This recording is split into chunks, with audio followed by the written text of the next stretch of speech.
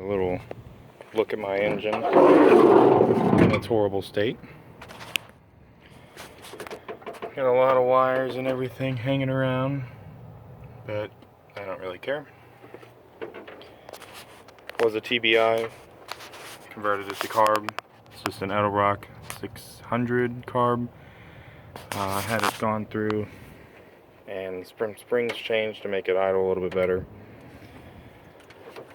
When you have a quick fuel technology fuel regulator with a O'Reilly fuel pressure gauge and like 14 feet of fuel line, rubber fuel line, which is horrible. Had a buddy that found this bracket for me to hold the throttle and the kickdown cable at a junkyard. Throttle cable is held in very horribly. Stock TBI heads. I had the valve job done on them, which was probably the worst idea I could have ever done. I didn't know too much about it and spent $200 on a valve job alone. Should have just put through some vortex on it, but I would have had to do quite a bit of work to get it to work with my cam. Has a Summit Stage 1 intake, dual plane, a little carburetor spacer on it. Has a 490 comp cams, Magnum cam in it, 286 duration. I think the actual duration is 236. Stock crank is just new, a newer one. I think it was ground down with new bearings and everything. It's bored 30 over with some O'Reilly's pistons, sealed power, I believe. And I have no idea how much power it makes. I'm not guessing too much. I've shaved about 2 seconds or more off the stock quarter-mile time. I have no idea what that translates to power-wise. I've tried the CamQuest thing, and it's saying like 250, but I don't know. I'd say that's about right. 250 engine, and got some Hedman headers that I forgot to paint. So those are all nice and rusty, and that's been like that for about 5 or 6 years. Got this Walmart battery I bought. Top post converted it because mine was messing up and would never work very well. So I said screw it and bought a $50 Walmart battery. And here's how my fuel pump still runs. Right here is the original, or not the original, but just a fuel pressure switch that I have teed off into the block, and then this line goes to my gauge, my actual gauge that actually works. And that's the only way I could figure out how to keep the fuel pump on. Just haven't ran a switch to it or anything. I will plan on doing that sometime, a fuse switch. Got this charcoal box over here that is just open. Not sure if that'll hurt anything, but I don't really care. No lower fan shroud. Don't know why. Just didn't want to put it back on. Eventually I will switch from the clutch fan to electronic fans, and that way it'll open up a lot of room in here.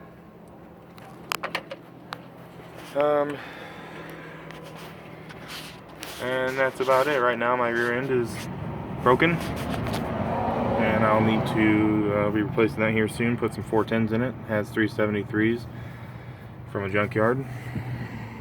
And I also have the bypass pulley for the AC. I'm pretty sure those are just AC lines right there. They're just blocked up. And nasty water pump that's probably only 2 years old, but it's already looking like that. I think I'm gonna switch the pulleys over to an older style where it has the alternator bracket on the passenger side, so that way I just have alternator, water pump, and power steering connected to the crankshaft pulley, and I can get rid of the tensioner pulley, the idler pulley, and the AC bypass pulley. And then with no fan, that'll, you know, reduce the drag on it, so should help out a little bit. Not expecting to gain too much, I just don't like having all this crap on here. Eventually I will swap out the TBI heads for some nice aluminum ones, not too expensive, probably some Metal Rock Performer RPM heads, a dual plane intake that isn't just basically stock. That's all this one is. It's rated idle to I think 5,000 or 5,500 RPM. Nothing special about it. It's just from Summit. I plan on getting a better one that's a little bit more towards my cam. My cam recommends a 2800 stall, so I'd like it to be the intake RPM range to be at least 2,000 up to about 6,000, and then I might go with the bigger carburetor, probably 650. Nothing too crazy because it doesn't really need it. And with heads, intake, and new carb, I expect to be definitely over 300 horsepower by a bit. I know Vortec heads, just swapping them over will be an easy 50 horsepower, just the way it is right now, but I'd have to do work to them to handle a cam as big as mine. Also has 1.6 rocker arm ratio on it, so that bumps the cam up from a 490 to about a 520 lift, so it's pretty decent. Got an HEI distributor. It has the upgraded coil in it, 50,000 volt coil, and some Summit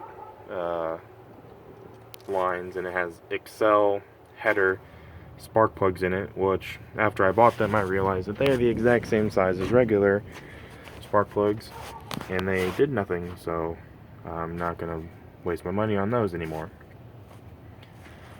Yeah, just figured I'd show a little overview of it. I'll keep updating the page as I go, and hopefully I can get it moving again here soon. I'm gonna have to drive it to my buddy's school to get it fixed, because I don't have any of the tools or much of the know-how of how to replace the ring and pinion gear and get it all lined up correctly. That's why mine is messed up. I just grabbed one from a junkyard. This was originally limited slip differential in it with 373s, and I got a mini spool because it started eating the little clutch pack spacers on it. So I ordered a mini spool, so I knew I'd get posi. Looked up all the risks and everything, and it kind of 50-50 on it. I went ahead and just bought one under $100. Tried to put it in a limited slip differential carrier, and after about 2 or 3 hours realized, after calling Yukon Gear, who I got my mini spool from, they said it cannot go in a limited slip carrier, it has to be an open diff. So I went to the junkyard, grabbed an open diff, made sure all the ring and pin, or the ring gear was the same amount of gear, so I didn't mess up my gear ratio, and looked fine to me. I pretty much grabbed the first one I found and threw it in. Didn't change any of the bearings or anything, just put it in, put the mini spool in it, put it all together, put fluid in it, drove it. Everything was fine. It did make a little bit of a whining noise, but I figured that was just because of the mini spool. Well, now I'm kind of leaning towards the fact that the ring and pinion were not mated correctly, which they were not. I just threw it in, no shim, no nothing. Well, the stock shims, but nothing extra. And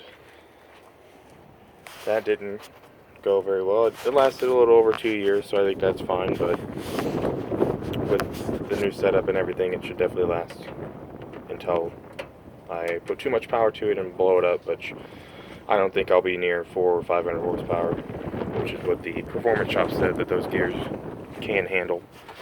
So we'll see how it goes. I'll keep you guys updated though.